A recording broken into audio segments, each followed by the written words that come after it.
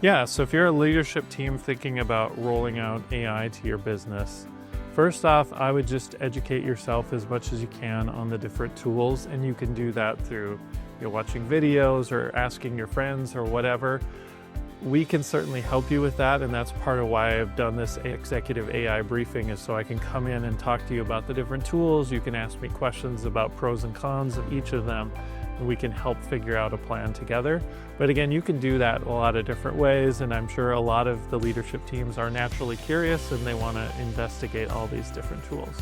So once you have an understanding of those different tools, then the next step is to come up with your policy. Like, what do you want to share with your organization about what they should or shouldn't do with it?